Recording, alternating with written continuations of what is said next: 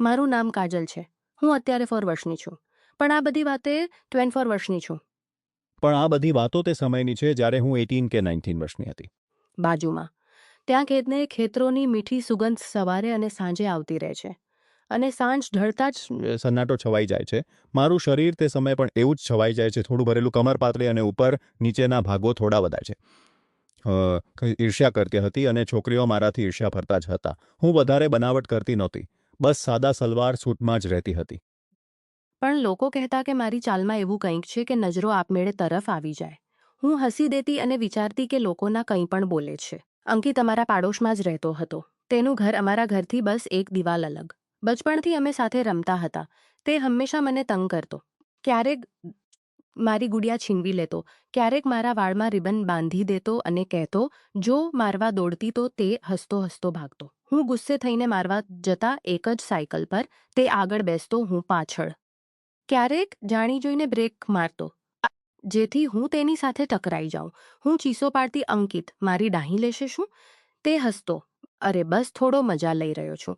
પછી અમે મોટા થવા આવી, ત્યારે મને લાગ્યું કે હવે તે થોડો અલગ થઈ ગયો છે. પહેલાં જેવી શરારતો ઓછી કરી દીધી.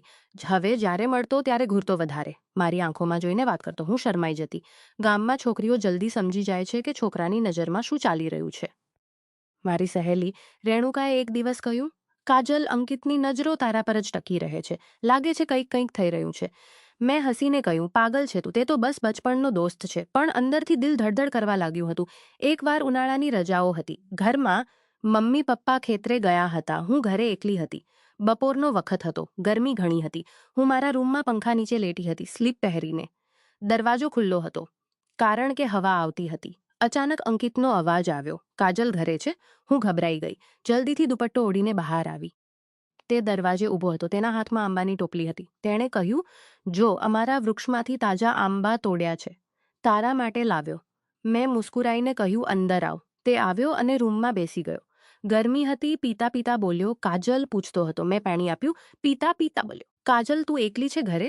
મેં કહ્યું, હા, મમ્મી પપ્પા ખેતરે છે, સાંજ સુધી આવશે. પછી બોલ્યો, ઘણી ગરમી છે ને? મેં કહ્યું, હા. તે ઊભો થયો અને બારી પાસે જઈને ઊભો રહ્યો. બોલ્યો, કાજલ અહીં આવ.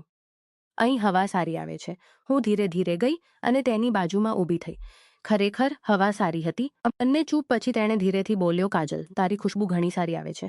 હું શરમાઈ ગઈ. દિલ ઝડપથી ધડકવા લાગ્યું. મેં કંઈ ન કહ્યું.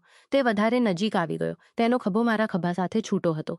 લાગ્યું કે હવે કંઈ કોઈની આવાજ આવી, પણ ત્યારે જ બહારથી કોઈની હતી કોઈને. અમે બંને અલગ થઈ ગયા.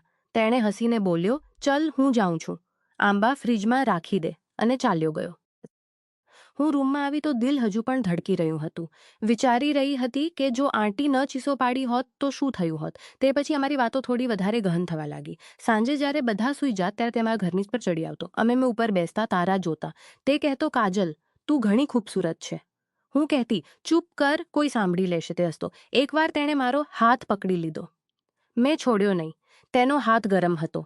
અમે બંને કે હવે તે કંઈક કહેશે, પણ તે બસ હાથ દબાવતો રહ્યો. પછી રાત વધારે થઈ ગઈ તો તે ચાલ્યો ગયો. હું બિસ્તર પર લેટી રહી. ઊંઘ આવતી નહોતી. પછીના સંબંધીઓમાં બધા લોકો ગયા હતા. હું અને અંકિત પણ ત્યાં ગયા હતા. ડીજે વાગતો હતો. છોકરીઓ નાચતી હતી. અંકિતે મને કહ્યું, નાચીશ? મેં શરમાતા કહ્યું, ના, મને નથી આવડતું. તેણે હસીને મને ખેંચીને નાચવાના વચ્ચે લઈ આવ્યો. અમે હાથ મારી કમર પર હતો. મેં કંઈ નાચવા લાગ્યા. ભીડમાં અમે નજીક હતા. તેનો હાથ મારા કાન પર લાગતા હતા. ગીત હતું, તેરે હાથ મેં મેરા હાથ હો. હું આંખો બંધ કરી લીધી. લાગ્યું કે હવે દુનિયામાં બસ અમે બંને જ છીએ. ગીત પૂરું થયું તો અમે અલગ થઈ ગયા. મારા શ્વાસ ઝડપી હતા. તે મુસ્કુરાતો હતો. લગ્નમાંથી પાછા આવતા વખતે રાત ઘણી થઈ ગઈ હતી. બધા લોકો એક ટ્રેક્ટર ટ્રોલીમાં હતા. હું અને અંકિત પાછળની તરફ બેસ્યા હતા. અંધારું હતું. ટ્રોલીના ઝટકાથી અમે વારંવાર એકબીજા સાથે ટકરાતા હતા. તેણે દ્રસ્તો અમારા હાથ આવી જોડાયેલા રહ્યા. ઘરે પહોંચીને જ્યારે ઉતર્યા ત્યારે તેણે ધીરેથી કહ્યું, કાજલ આજે ઘણું સારું લાગ્યું. મેં બસ મુસ્કુરાઈને આપ્યું. પછી દિવસો આવી જ રીતે વીતતા ગયા. અમારી નજીકીઓ વધતી ગઈ, પણ ક્યારેય કંઈક આગળ ન વધ્યું. તે મને સ્પર્શતો તો હતો, પણ ક્યારે વધારે નહીં. હું પણ ડરતી હતી અને ચાહતી પણ હતી. ગામમાં વાતો ફેલાવા લાગી હતી. મારીમાં વાતો ફેલાવા લાગી હતી. લોકો કહેતા, કાજલ અને અંકિતનું કંઈક ચાલી રહ્યું છે. મારી મમ્મીને પણ શંકા થઈ ગઈ. એક દિવસ તેમણે માથું હલાવ્યું, પણ દિલ જાણતું હતું કે કંઈક તો છે. પછી અચાનક તેના પપ્પાનું ટ્રાન્સફર શહેરમાં થઈ ગયું. તેઓ લોકો જવાના હતા. તેણે મને કહ્યું નહીં. હું જાતે તેના ઘરે ગઈ. મેં પૂછ્યું, સાચે જ જઈ રહ્યા છો? તે ઉદાસ હતો. બોલ્યો, હા કાજલ, પપ્પાને જવું પડશે. હું ચૂપ રહી. તેણે બોલ્યો, કાજલ, હું તારી સાથે ઘણું કહેવા માંગતો હતો. મેં પૂછ્યું, શું છે? કહે ને. તે રોકાઈ ગયો. તેની માં આવી ગઈ. હું ઘરે આવી ગઈ. રાતભર રડતી રહી. તેઓ ચાલ્યા ગયા. ઘણા મહિના કોઈ ખબર નહોતી. હું ઉદાસ રહેવા લાગી. બસ તેને ફોન આવ્યો. બોલ્યો, કાજલ, હું પાછો આવી રહ્યો છું થોડા દિવસો માટે. હું ખુશ થઈ ગઈ. તે આવ્યો. અમે ફરી વખત તે જ છત પર મળ્યા. હવે અમે બંને મોટા થઈ ગયા હતા. તેણે બોલ્યો, કાજલ, યાદ છે હું તારી સાથે કંઈક કહેવા માંગતો હતો? મેં કહ્યું, હા. તે મુસ્કરો અને બોલતો કે તું મારી સૌથી સારી દોસ્ત છે. હું નથી ચાહતો કે અમારી દોસ્તી ક્યારેય ખતમ થાય. બસ એ જ. હું ચોંકી ગઈ. સારીની સારી કલ્પનાઓ, સારા સપના એક જ પળમાં ખતમ. પણ અંદરથી રામમાં ખતમ. પણ અંદરથી રાહત પણ થઈ. હું હસી પડી.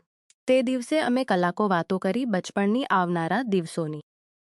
તેણે કહ્યું, કાજલ, દોસ્તીમાં પણ તે બધું હોય છે જે કેર, વિશ્વાસ, સાથ, બસ નામ અલગ છે. મેં માથું હલાવ્યું. આજે પણ અમે સારા મિત્રો છીએ. ક્યારેક ફોન પર વાત થાય છે. તે મજા કરે છે. અમે બંને હસી પડીએ છીએ. પણ વાત હજુ પૂરી નહોતી. એક દિવસ રાત્રે જ્યારે બધા સૂઈ ગયા હતા, અંકિત મારા ઘરે આવ્યો.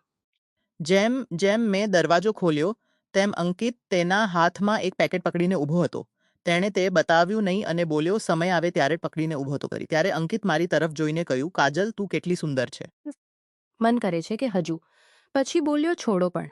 અમે સારા મિત્રો છીએ ને. ત્યારે મેં અંકિતને કહ્યું, જે પણ તમારા મનમાં છે તે તમે બોલી શકો છો. કારણ કે અમે સારા મિત્રો છીએ. રાત વધારે થઈ ગઈ હતી. ત્યારે મમ્મી નીચેથી બોલાવી, કાજલ બેટા, સૂઈ જા જલ્દી. કાલે સવારે મંદિર જવું છે. ત્યારે અંકિત પણ પોતાના ઘરે ચાલ્યો ગયો અને જતા જતા બોલ્યો, કાજલ, હું કાલે તને કંઈક સરપ્રાઈઝ આપીશ. રાતે હું એ જ વિચારી રહી હતી કે અંકિત મને શું સરપ્રાઈઝ આપવાનો છે. સવારે જ્યારે હું મંદિર માટે નહાઈ ધોઈને અને સાડી પહેરીને નીકળી ત્યારે દરવાજા સામે અંકિત ઊભો હતો. તેના હાથમાં એક કાર્ડ હતું. તે મારી સામે આવીને બોલ્યો, તમે બધા લોકો મારા લગ્નમાં જરૂર આવજો. આ સાંભળીને હું શોક થઈ ગઈ. અંદરથી થોડો દુઃખ થયો અને સારું પણ લાગ્યું. તે પછી હું શહેરમાં અભ્યાસ કરવા ચાલી ગઈ.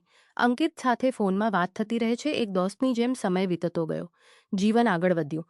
પણ તે બચપણના દિવસો, તે અધૂરા શબ્દો અને તે મીઠી યાદો હંમેશા મારા હૃદયમાં રહી. અમે બંને સારા મિત્રો તરીકે જીવનમાં આગળ વધ્યા.